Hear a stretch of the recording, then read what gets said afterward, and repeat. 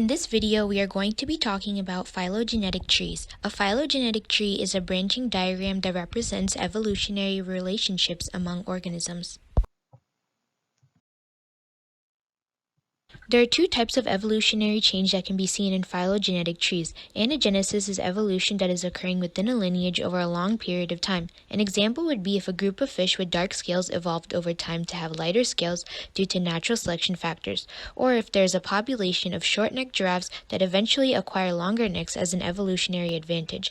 Cladogenesis is a speciation event that is splitting one lineage into two, leading to increased diversity, and this area would be the node, showing us where the lineage split.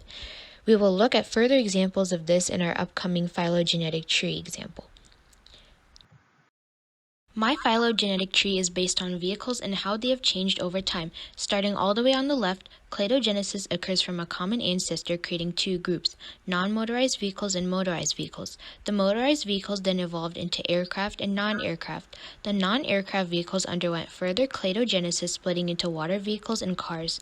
Cars then got split into sports cars and trucks, while water vehicles got split into boats and ships, which later evolved into tankers and cruise ships. The aircraft also evolved into helicopters and airplanes, and the airplanes then got split into passenger and fighter planes. So as you can see, we end up with 9 different types of vehicles, which would be called OTUs, or Operational Taxonomic Units, which represent the species. The horse and buggy would be the outgroup, as it's something that has been used over centuries and it's distantly related to all the other vehicles. Since there's an outgroup present, this would be considered a rooted tree. Rooted trees allow us to tell the distance between the OTUs as well as the order of divergence. On the other hand, unrooted trees do not tell us the order of divergence.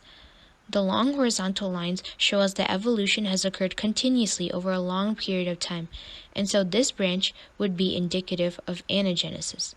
The shorter horizontal lines or branches would be indicative of vehicles that are most closely related, such as the tankers and cruise ships.